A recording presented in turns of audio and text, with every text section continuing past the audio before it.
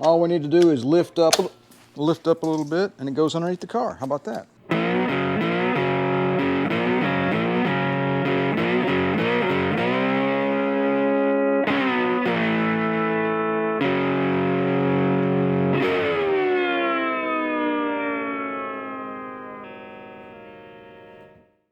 All right, it's vlog time.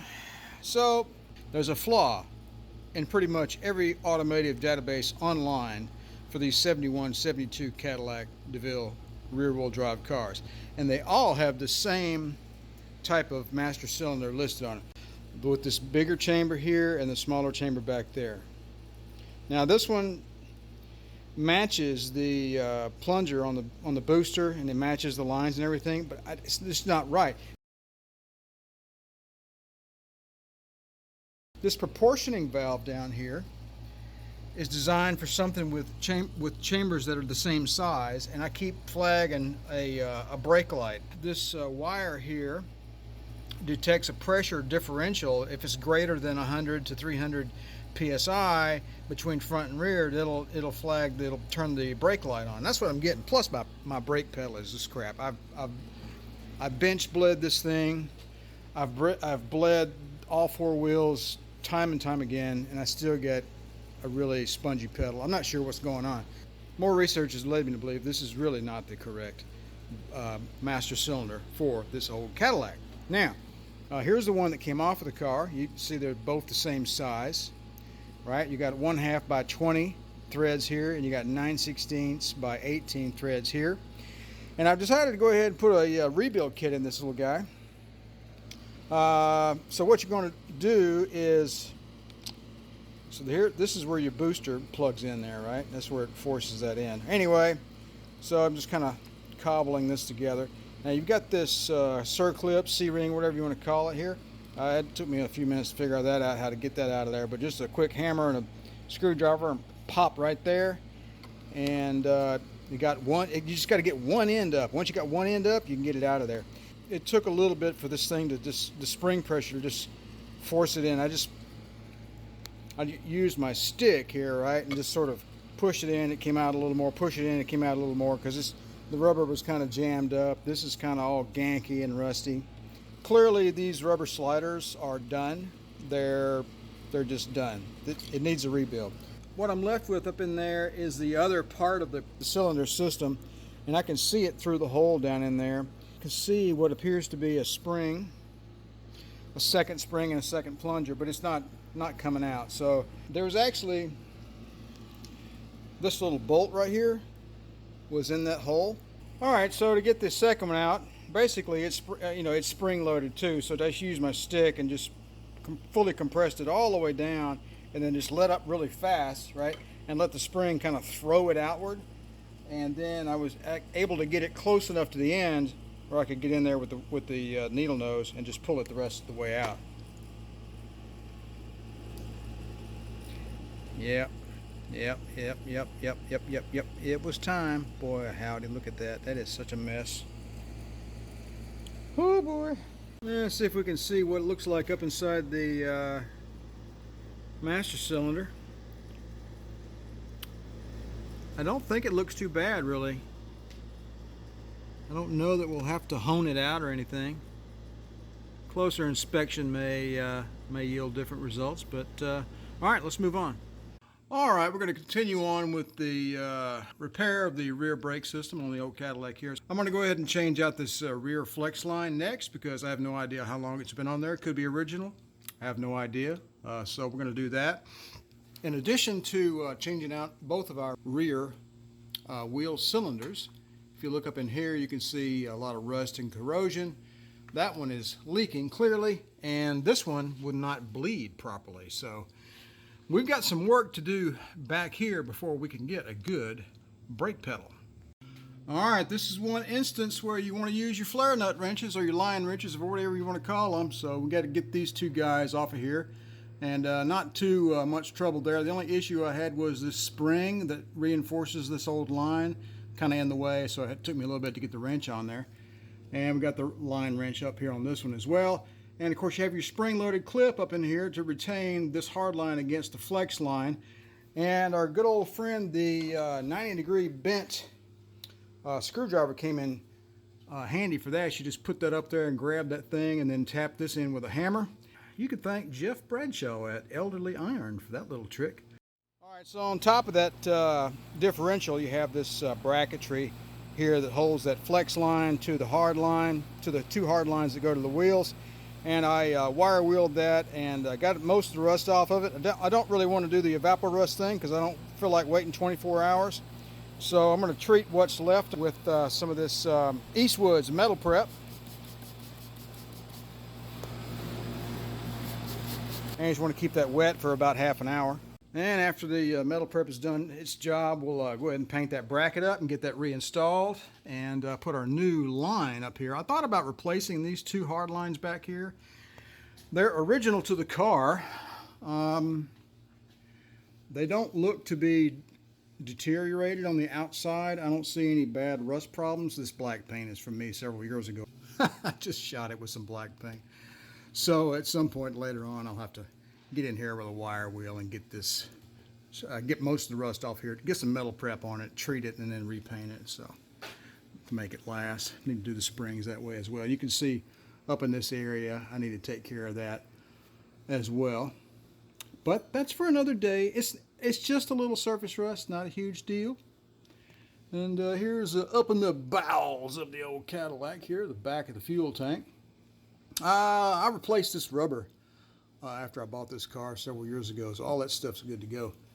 I'm going to wait on that metal prep to do its job, and I'm going to get this new rear flex line installed.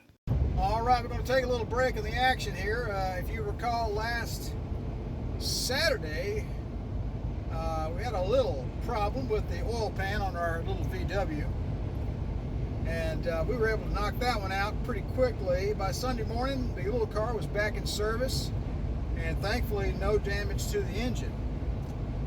However, the following Monday, had a little fender bender. Number one son was just minding his own business. Somebody backed into the car, so fortunately only the driver's door was affected, but the driver's door has to be completely replaced. So that is what we are doing today. We're on our way to Florence, Alabama, to Nolan, England salvage yard. We're going to pick up a early 2000s Volkswagen MK4 driver's door. Picking up a deal on the thing. It's the same color and everything. I'll just have to swap out the interior door panel and hopefully no paint work. So cross your fingers on that one. All right, we're coming back with our prize. Got a red driver's door for a MK4 Volkswagen. Got a couple scratches here and there. Got the wrong color interior, but we're going to swap all that stuff out anyway. And maybe I'll just do a little touch-up paint work on it, and we might get lucky. Let's just see how it goes. Passing through historic Muscle Shoals, Alabama. Made a lot of music in this little place over the years, including a little band you might be familiar with, Leonard Skinner. All right, we're going to head on back to Impalaman's garage and check out our junkyard prize. All right, here's the old flex line from the rear of the Cadillac. It is stopped completely up. Try to run some air through it, and it is clogged slap up. So clearly it needs to be replaced. One minor complication though that I was banging my head against the wall with, this first section right here that slips up inside the sheet metal of the car is not hex shaped. It's got an oval, a flat there, and another oval. And that's the way the hole is shaped on the car. The part that came in that's made in China has got a hex head there, the same as this hex head. So subsequently, this would not fit into the sheet metal. So I put the cheap hose in the bench vise and I ground off one of these notches so that I ended up with a round on the other side and two flats, and then I was able to fit it up inside the car and then put the spring clip in place. So when you buy Chinese parts, this is the kind of stuff you're gonna have to deal with. All right, we've got our little bracket painted up, de-rusted, painted up, primed, and all that good business. And here's the other end of our flex line. It has a single bolt that goes through it, and this goes into the bracket. We'll tighten that down, and then we'll reconnect both of our brake lines that go to either wheel. All right, let's go ahead and start on our drum brake job. And now that we've got the flex line done, and I'm going to go ahead and just clean this thing up a little bit, as opposed to using or wasting brake clean to get all this dust off of here, so we don't have such a messy job. Just got an old pan here, and just going to use the water hose.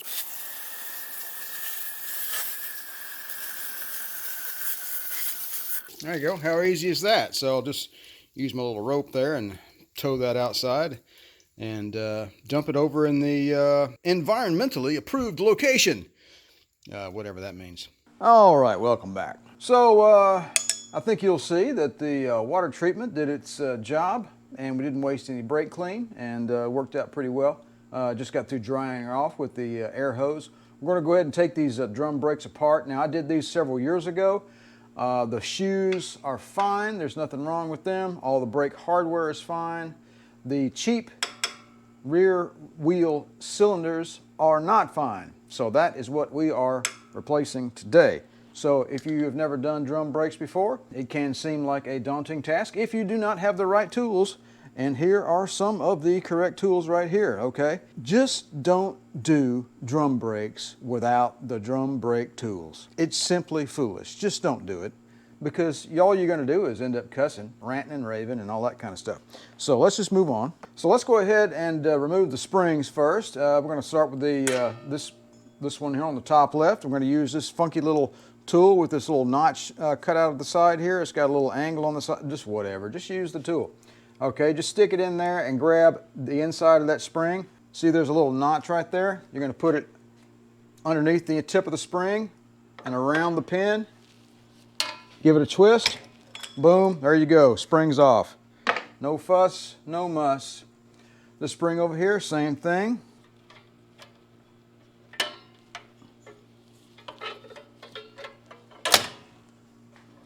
There we go. Second spring off. And, you know, of course, the screwdriver is going to come into play here as well. So this little spring that keeps the tension on this system here for the brake adjustment mechanism, we're going to get that one out of there. All we need to do is lift up a little bit, and it goes underneath the car. How about that? Never fear, magnet is here. My magnet is pretty cool, actually. All right, let's go ahead and take our pin retainers out next. You got this little tool right here for that. And you press in, turn, and the spring will release from the pin. But you have to keep the pin from turning. There we go. Press your finger on the back of the pin, press in and turn. We'll set that aside. Set the pin aside. What's the status of that pin? Let's see. It's a little rusty. It might need to be replaced. See if the part house has some new pins. All right, press your finger on the back, push in, turn, try again. Try again. There we go. Yeah, I think I'm gonna get some new pins. These are done. All right, let's go ahead and take the brake adjustment mechanism off like that. All right, so let's take that little guy off right there, the little retainer. It'd be kind of nice if I could just lift this off of here and not have to worry about reassembling everything. That would be kind of cool, actually. We need to take this pin off of the emergency brake or parking brake or whatever you want to call that. Got this little clip right here.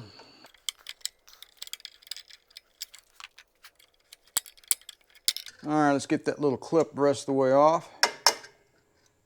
There we go. That holds the parking brake assembly on.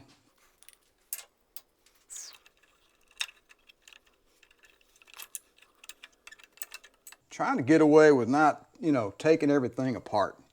All I want to do is the wheel cylinders. That's all I want to do. Let that dangle. That would be pretty cool. And you can see what was up inside the wheel cylinder there. The little wheel cylinder plungers, I'll have to take those over to the wire wheel and clean those up. All right, let's unbolt the wheel cylinders. Got 2 half-inch bolts back there.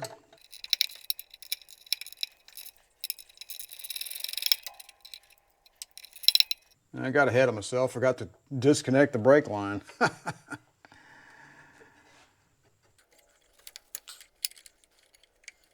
right, we got that broke loose.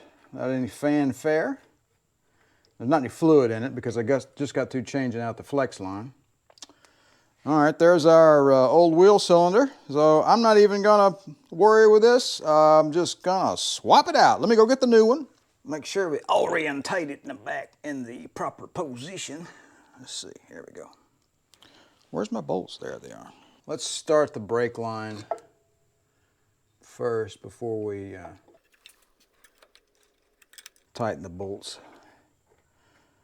There we go. Start the brake line first before you try to put the bolts in the wheel cylinder. Make your life a lot simpler. All right, got all the stuff. Yay! Got all the stuff started there. Let's go ahead and tighten up the wheel cylinder bolts. Torque, yep. If you listen real close, it'll tell you when it's torqued. See, watch. I'm torqued. See there? That's too far. No. Okay, shut up. All right, now. All right, let's tighten up a brake line. It's a 3/8. Semi in the dark, semi by feel.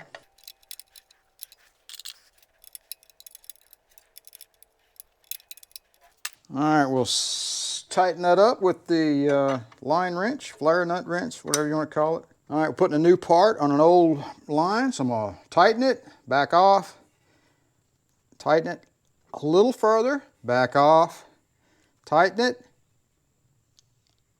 smidgen further, back it off, tighten it, a little further. Yeah. All right, hopefully that'll get it. If it doesn't, we'll do that same procedure until we get that witness mark all the way around the flange connection point there. And anyway, you get it. All right, let's reassemble our brakes. All right, I cleaned up the pistons a little bit on the wire wheel. All right, we got those precariously positioned in place there. That shouldn't present a problem at all, really. All right, let's get this, let's get these up here like this. And you want to do all this stuff simultaneously with your 3 hands. Get this guy in that groove right there. Get this guy in this groove over here. Get this piston, plunger, pin, whatever you want to call it.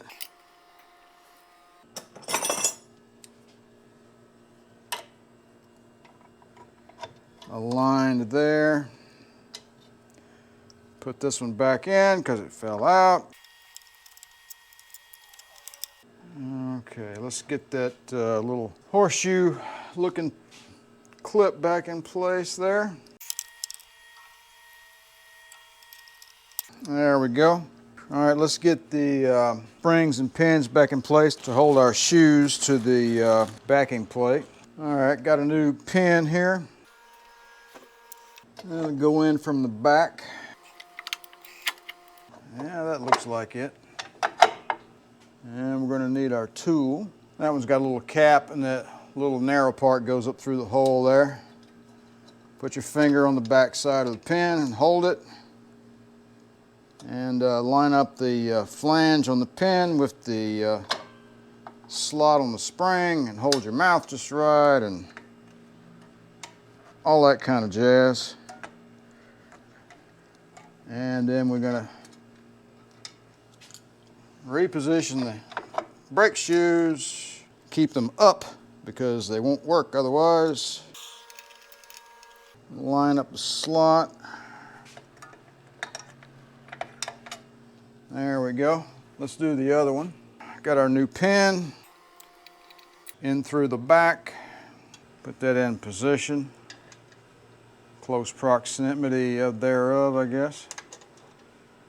Get our spring positioned.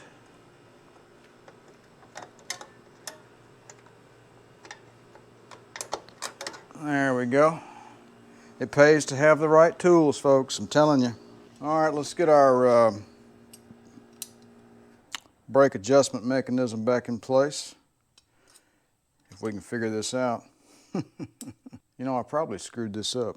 And of course, you steely-eyed drum brake experts were laughing at me because I forgot to put the brake adjustment mechanism on.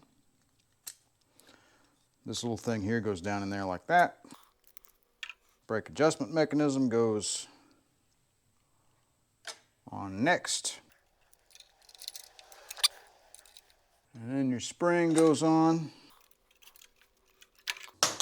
Drop your tools.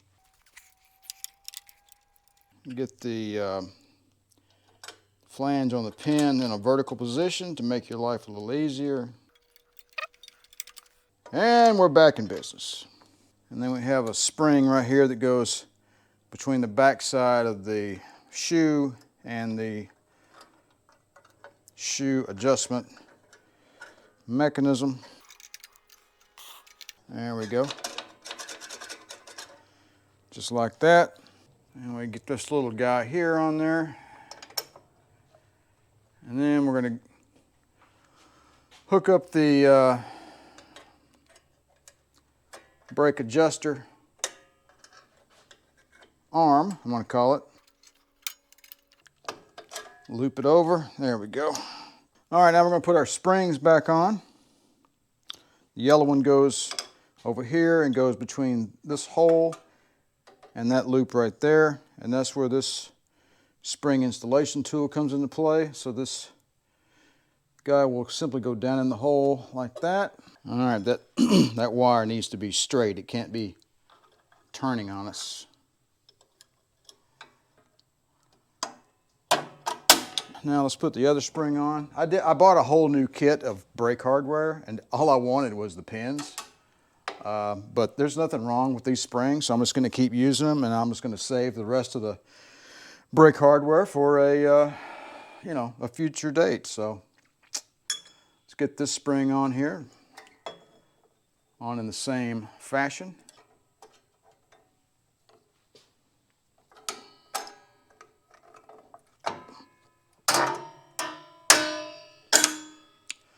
All right, there we go.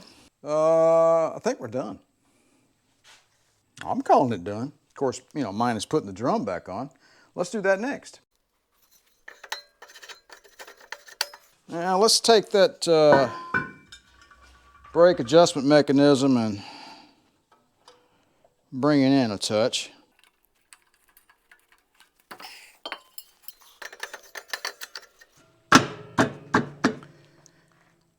They need to be a little snug, but not too bad. And I've got this little, it's kind of a spring-loaded push washer. Goes over that wheel stud there. It's not like the drum's gonna fall off, but whatever. That's what was on there. All right, there you go. Wheel cylinder replacement complete. I want to put the wheel back on, and I'm going to do the other side off camera. We'll be right back. And which one of you steely-eyed drum brake experts realized that I did not have the brake adjuster arm in front of the spring-loaded actuator? Lack of a better word, I don't know what to call it. I had this piece behind it, and that's incorrect. So when I was putting the other one together, I was like, you know what? I better double check my work. And I came back in here And sure enough, that was behind there. That's wrong. It's supposed to be in front. Always double check your work, no matter how many times you've done something. All right, neighbor Rick is out leaf blowing, and that just lets me know that things are right with our little world here around the garage. I was doing the Mighty Vac hand pump vacuum bleed method here by myself in the shop. That got a little old, so I think I'm going to upgrade. I got this old El Cheapo Harbor Freight vacuum pump for air conditioning systems, and just utilize the little container from the Mighty Vac system, and got this cobbled together with some hoses up to the brake bleeder. Got my 5/16 up there. I'm going to hook up the air hose to the back of this thing, and then I'll open the valve up there. I'm going to bleed some brakes. How about that? All right, got the air line hooked up. Got my hoses repositioned to make it a little more user-friendly.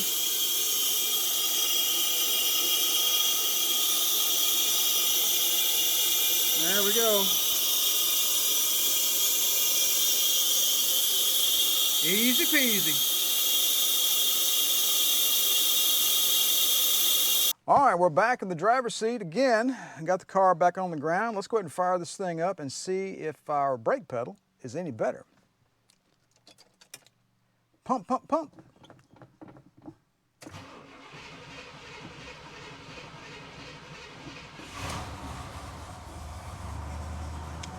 And we still have a brake light. I'm going to make an assumption that says that I may have broken the wire to the brake proportioning valve, or it doesn't like the master cylinder that I put on there. I don't know. We're going to find out. So, hey, look at that. The brake light went off. Yay! We fixed it.